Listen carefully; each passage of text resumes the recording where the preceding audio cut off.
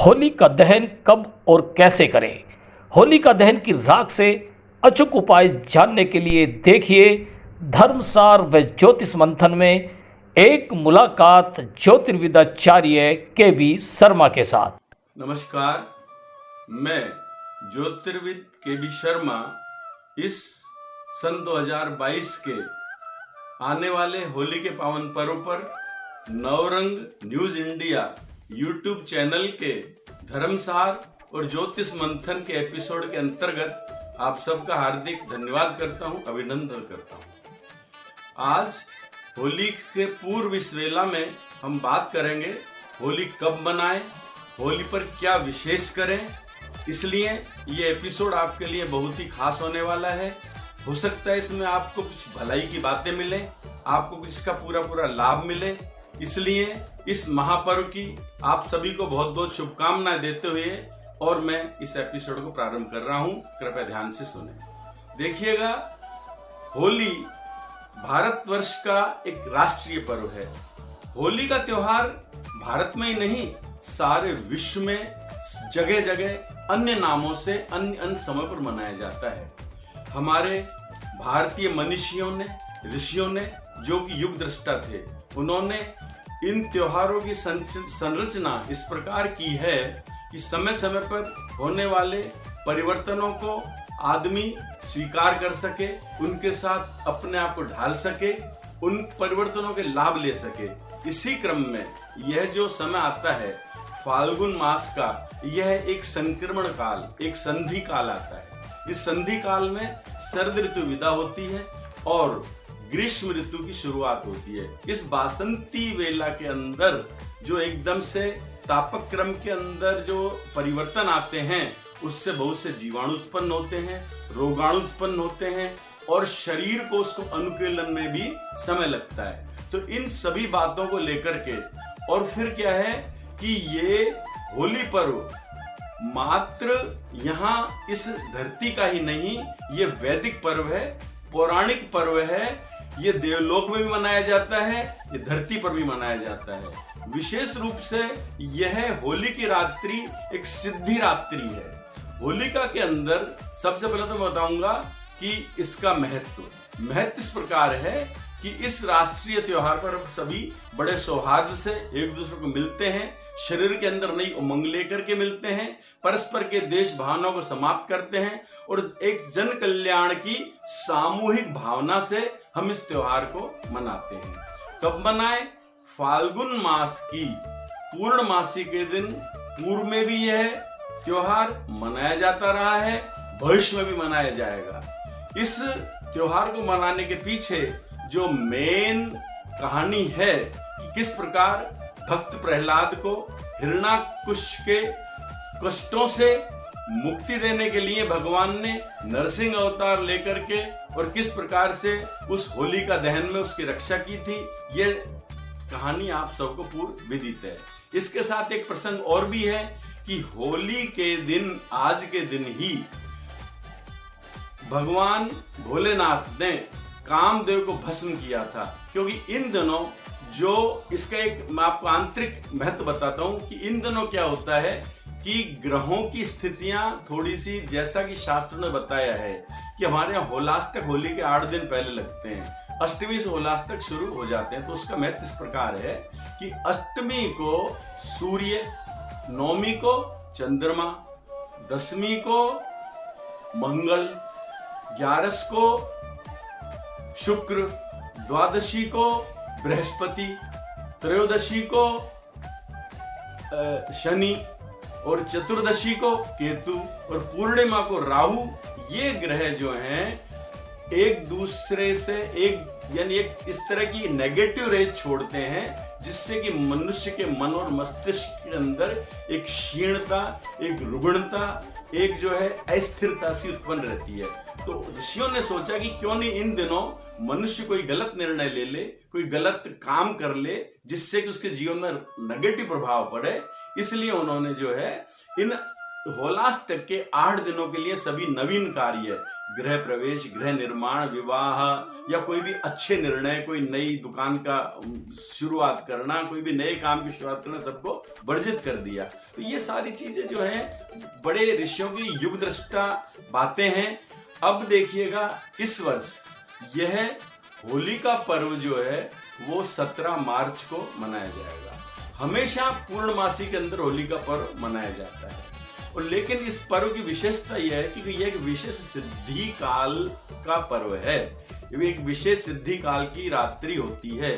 तो होली का दहन जो है ना वो सदा सर्वदा सायंकाल या सायंकाल के पश्चात ही किया जाता है, जिसके अंदर विशेष रूप से भद्रा रहित लगन होना चाहिए। जिस दौरान होली का मह जो है दहन करें उस दौरान भद्रा नहीं होनी चाहिए। इसका क्योंकि भद्रा में किए गए कार्य पूर्ण नहीं होते, और यह हमारे एक राष्ट्रीय त्योहार है। इसके अंदर हम राष्ट्र के उत्थान की, राष्ट्र के विकास की, हमारे विकास की, हमारी सारी बाधाओं के समापन की एक आहुति देते हैं, एक पूजा करते हैं। तो इसलिए उस पूजा को बिल्कुल शुद्ध भद्रा काल रहित काल में संपन्न करने का विधान पूर्व समय से ही चला आ रहा है।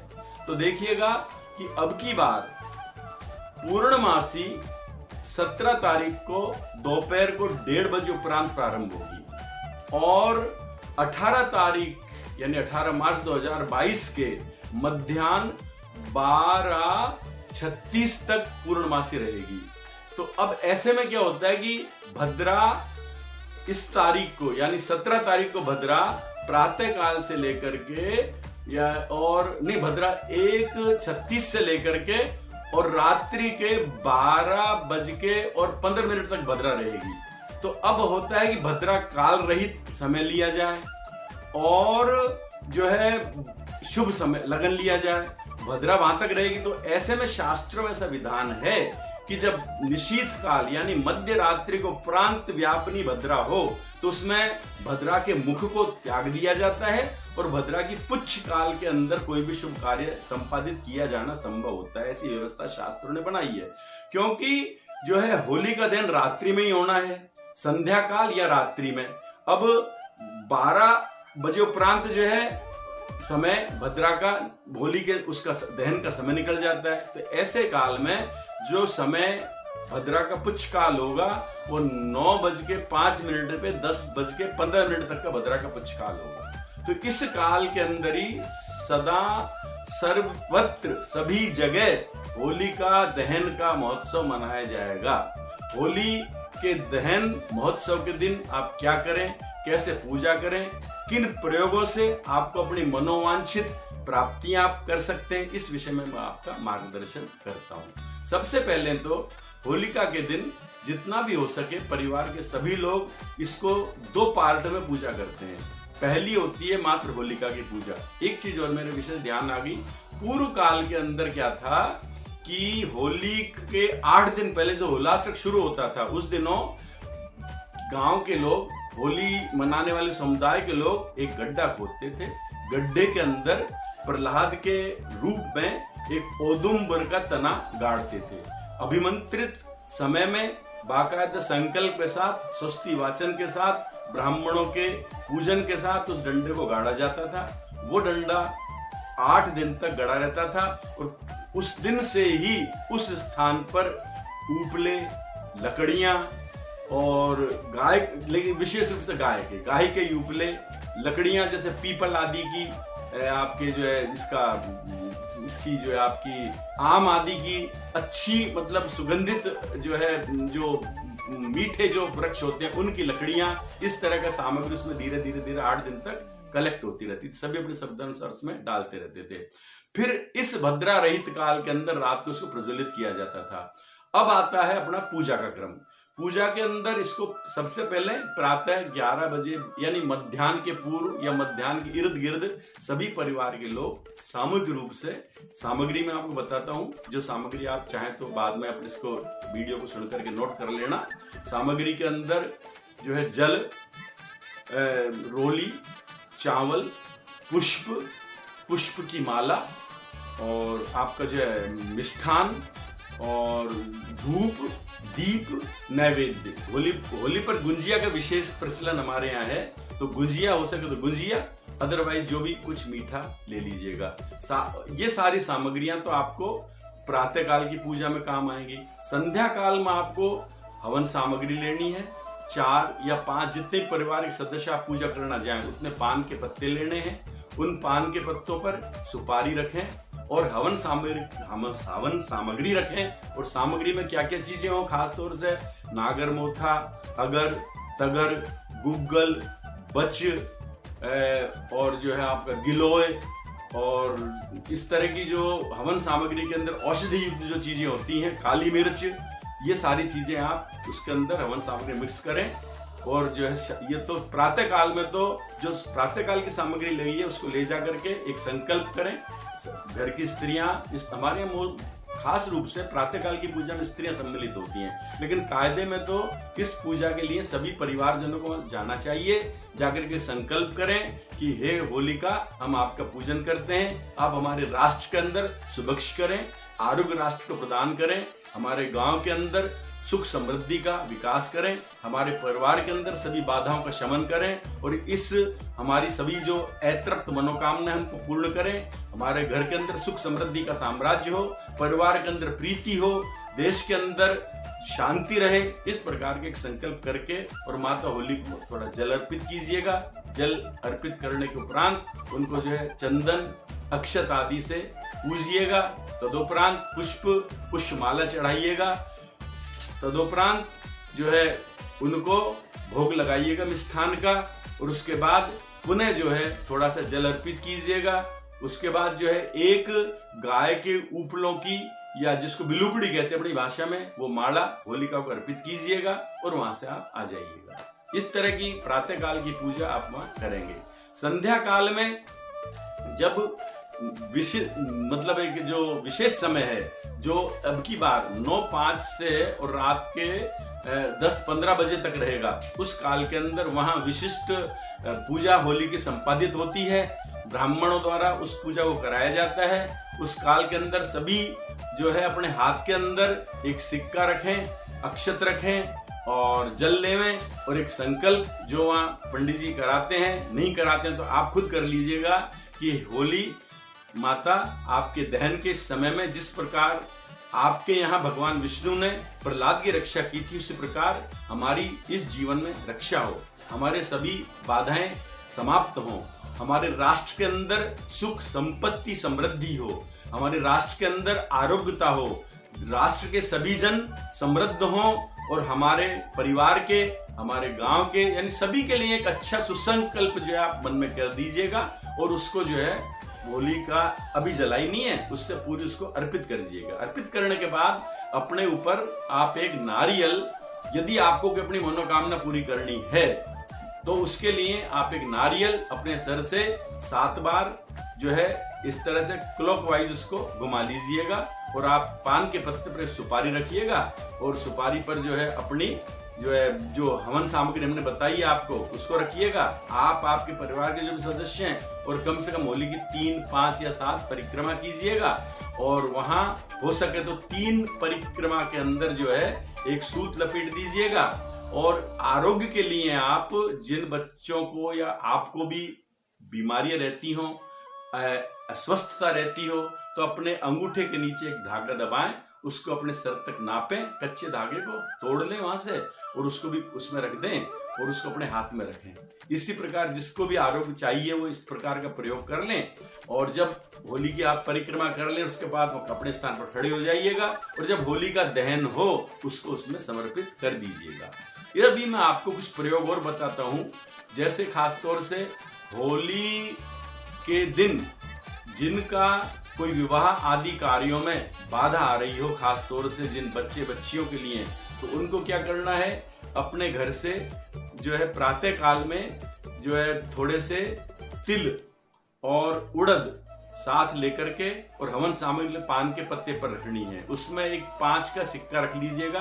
पान में उसको फोल्ड कर लीजिएगा, काले धागे से उसको लपेट दीजिएगा और उस काले कपड़े में उसको बांध दीजिएगा। इसके बाद आप होली दहन के समय उस सिद्धि काल में जाइएगा, जाकर होलिका से प्रार्थना कीजिएगा और उसको उसमें समर्पित कर दीजिएगा। अगले दिन विवाह की कामना पूर्ति वाले लोग प्रातः काल जल्दी जावें, होली की राख लेकर के आवें और उस राख के साथ साथ पान के पत्ते पर एक सुपारी, एक हल्दी की गांठ और एक सिक्का ये और एक पताशा और थोड़ी सी होली की राख रख करके भोलेनाथ को अर्पित कर आइएगा।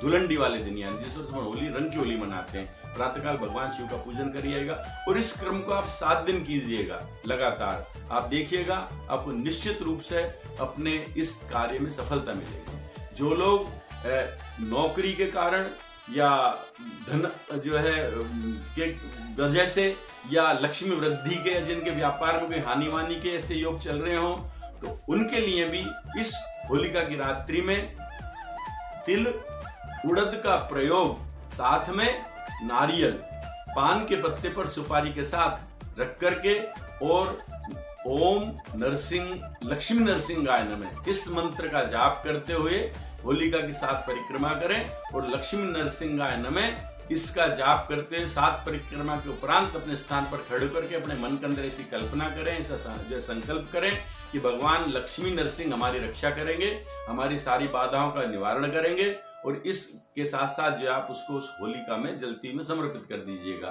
तो इस प्रकार आपके इस प्रकार के जो रोजगार, व्यवसाय, नौकरी, धन वृद्धि की जो कामनाएं हैं वो परिपूर्ण होंगी और उसके बाद कम से कम 21 दिन लक्ष्मी नरसिंहाय नमः मंत्र का 1 माला जाप प्रतिदिन आप करिएगा। देखिएगा, करके देखिएगा, आपको निश्चित रूप से इसका पूरा लाभ मिलेगा।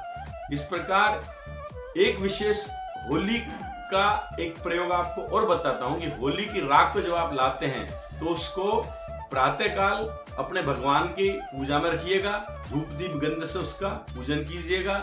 उसी राख को थोड़ा सा अपने स्नान के जल में डाल करके स्नान कीजिएगा। तदोपरांत एक पीले कपड़े की पोटली के अंदर थोड़ी सी पीली सरसों, पीली हल्दी की गांठ, पीली कौड़ी और एक सुपारी, ये सारी चीजें और वो होली की थोड़ी सी राख, ये सारी चीजें मिला करके उस पीले कपड़े के अंदर रखिएगा।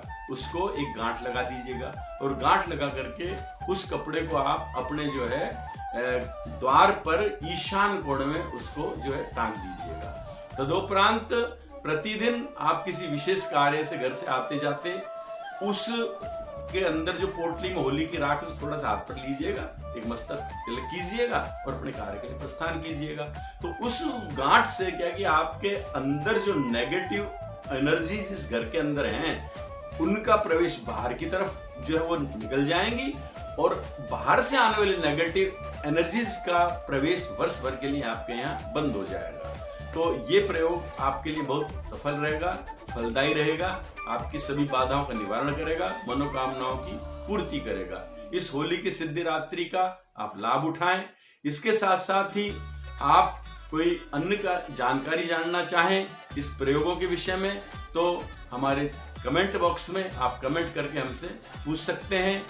अब नेक्स्ट टाइम अगले समय में आने वाला है नया संवत और नए संवत पर ग्रहों की स्थिति क्या होगी, आपके लिए वो ग्रह संवत क्या फल देंगे, इस एपिसोड के लिए मैं आपके समक्ष प्रस्तुत होऊंगा। तब तक आप हमारे इस चैनल को सब्सक्राइब करें और बेल आइकन को दबा करके और कमेंट बॉक्स में अपना शेयर करके हमें प्रोत्साहित करें। धन्यवाद। होली की बहुत बहुत शुभकामनाएं। जय श्री राम। आज के धर्मसार व ज्योतिष मंथन में इतना ही। नई अपडेट के लिए चैनल को लाइक, शेयर व सब्सक्राइब करें। नए एपिसोड के साथ फिर मुलाकात होगी। तब तक के लिए धन्यवाद।